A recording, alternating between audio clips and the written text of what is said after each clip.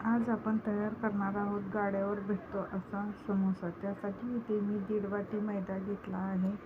मैदा स्वच्छ चाळून घ्यायचा आहे। त्यामध्ये थोडासा ओवा घालून घेऊया आणि ओवा छान मिक्स करून घेऊया। वरून 1 छोटी पळी तेल घालूया आणि तेल हे छान असे पिठाला चोळून घेऊया। पायाचा असा घट्ट गोळा तयार होतो। यामध्ये मी थोडे मीठ टाकले आहे। आता वरून थोडे पाणी घालून घेऊया आणि याचा घट्टसर असा गोळा तयार करून घेऊया। आता आपण एकीकडे मसाला तयार करून घेऊया। 1 चमचा जिरे घेतला आहे, 1 चमचा धने घेतले आहेत, 1 चमचा बडीशेप घेतली आहे। हे छान भाजून घेऊया आणि थंड झाल्यावर मिक्सरला बारीक करून घेऊया। इथे मी अद्रक, लसूण, हिरवी मिरची आणि कोथिंबीर घेतली आहे। हे सर्व जिन्नस छान मिक्स करून असे मिक्सरला ओबडधोबड बारीक करून घेऊया। पॅनमध्ये तेल गरम करून घेतले आहे।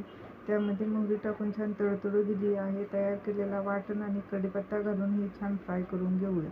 आता आपल्याला यामध्ये कलरसाठी हळदी पावडर आणि लाल मिरची पावडर घालून घ्यायची आहे आणि हेही अर्धा मिनिट फ्राय करून घ्यायचं आहे। इथे मी कच्चा वाटाणा घेतला आहे। तुम्ही इथे फ्रोझनचाही वाटाणा वापरू शकता। छान मिक्स करून घेऊया। चवीपुरते मीठ घालूया आणि वरतून थोडे पाण्याचा शिपका देऊन घेऊया, म्हणजे हा मटार आहे ना छान शिजेल। झाकण ठेवूया आणि 5 मिनिटं वाफ देऊन घेऊया। हे पहा, इथे 5 मिनिटं झालेली आहे। छान वाफ निघली आहे। एकीकडे मी बटाटे छान शिजवून असे थंड करून मॅश करून घेतले आहेत हातानेच। ते यामध्ये घालून घेऊया आणि बटाटे छान मसाल्यामध्ये मिक्स करून घेऊया।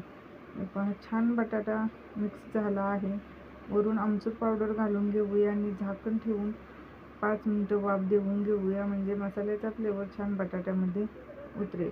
5 मिनिटं झालेले आहेत। वरून भरपूर अशी कोथिंबीर घालून घेऊया आणि हे मसाला थंड होण्यासाठी ठेवून देऊया। इथे मैदा मी छान मळून घेतला आहे। आणखीन एकदा याची छोटी पुरी लाटून घेऊया। हे पहा, अशी जास्त जाड आणि पातळही लाटायची नाही। आता चाकूच्या साहाय्याने कट करून घेऊया। आता अर्ध्या भागाला पाणी लावून घ्यायचं आहे, म्हणजे हे तळताना समोसे निसटणार नाहीत आणि व्हिडिओमध्ये दाखवल्याप्रमाणे फोल्ड करून घ्यायचं आहे।